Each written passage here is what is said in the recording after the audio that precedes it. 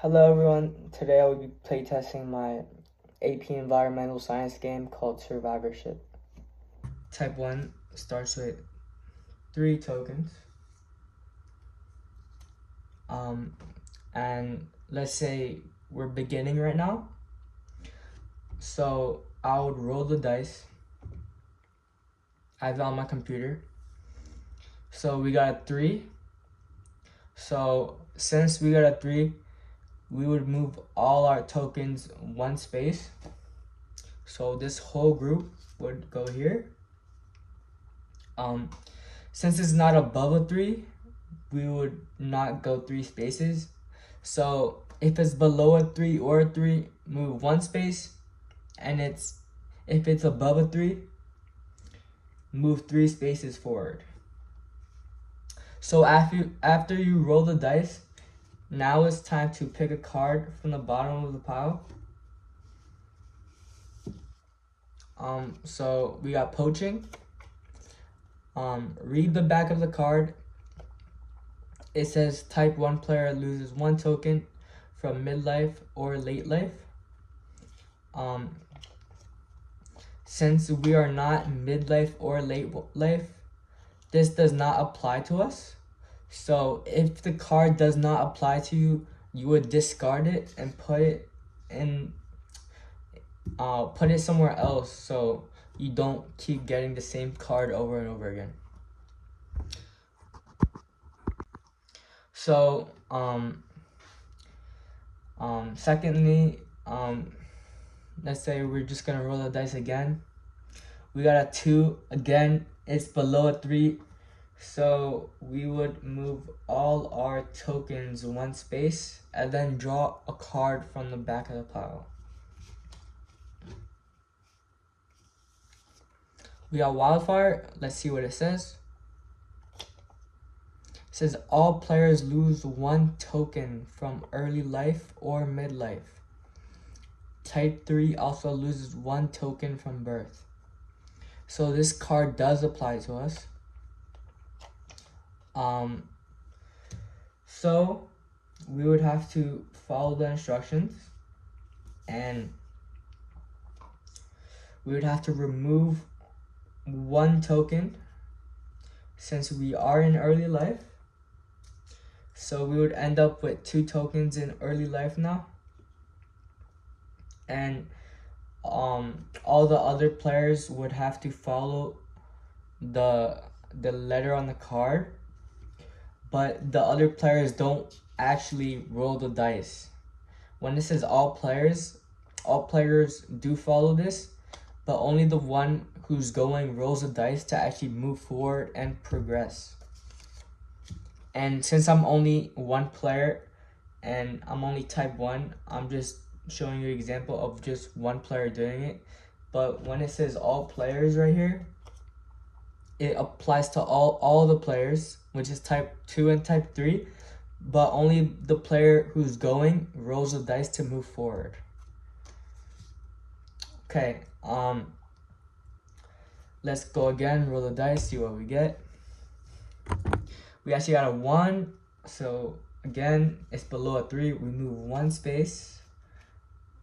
And then let's pick a card from the bottom of the deck. Disease outbreak. Read the text again on the back of the card. Triggers if you have 3 or more tokens on 1 space. If you do, you lose 1 token from that space. So since we don't have 3 or more tokens on 1 space, this actually does not apply to us. So again, all the cards that you do use, just make a pile so you don't keep reusing them over and over again. Again, let's roll the dice. We got a 6. What does this mean? We have to move 3 spaces forward. 1, 2, 3. So now we would be in midlife, and we again have to pick a card from the bottom of the deck. This is Generalist Diet. play card to ignore drought or resource scarcity card. So this is actually a special card because you have to keep this card to avoid drought or resource scarcity. So keep this card until you get one of those cards on the back, such as resource scarcity or drought. And what this card does, it completely avoids this. So this is actually a good card and would benefit us. So keep these cards in a pile or in your hand. Okay, let's roll the dice again. We had 2, so again, we move 1 step. Again, we're getting closer and closer to this late life. Let's draw a card. Habitat fragmentation. Again, we have to read what's on the back.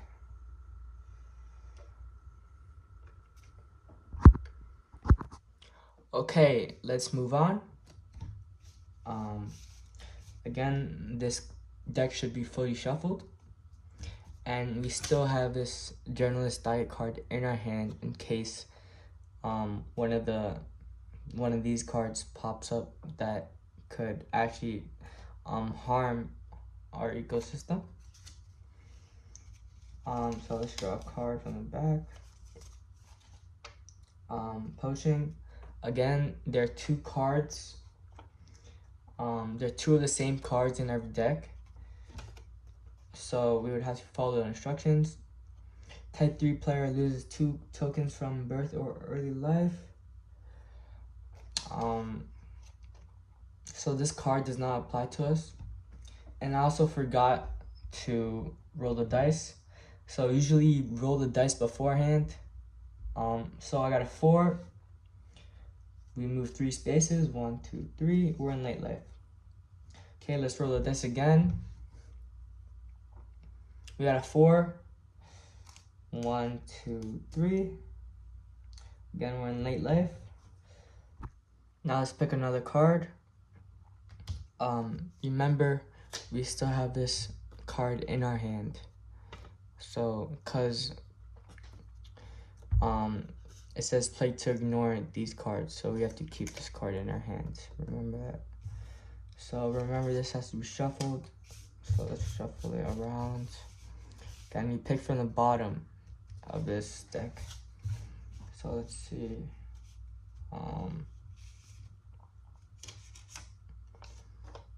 High parental investment.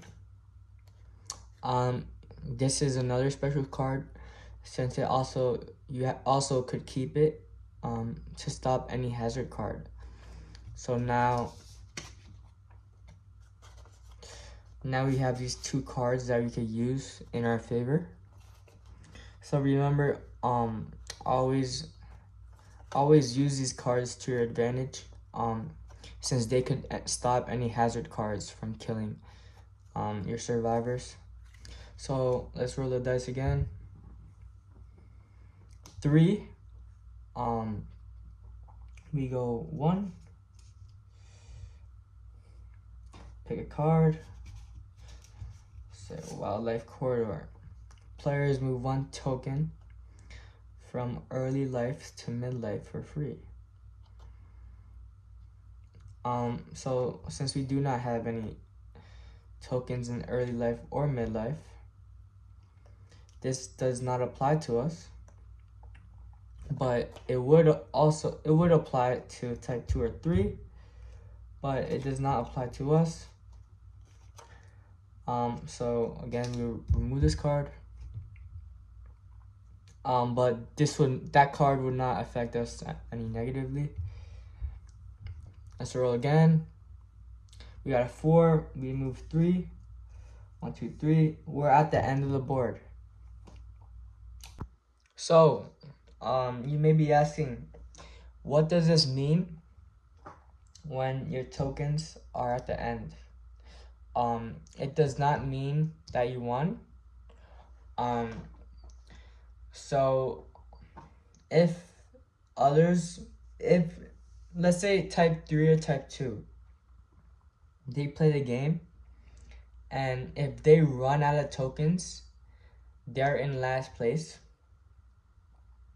But if once token is at the end, you still have to wait till all the cards, till all these cards are used, cause it's a cycle. You have to wait till the cycle is over, and you have to determine which type has the most or the highest percentage survival rate.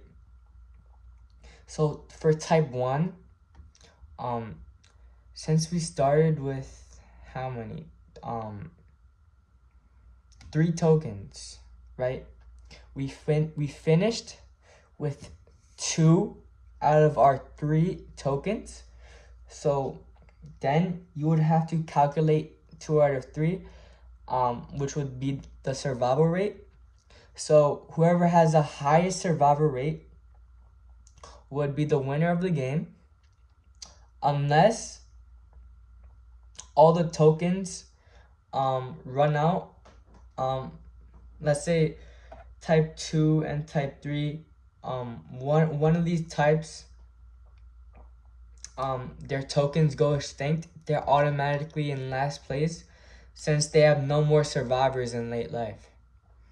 So that's the rundown of the game. I hope you enjoyed this video, and I hope it was educational, and this is basically the survivorship game.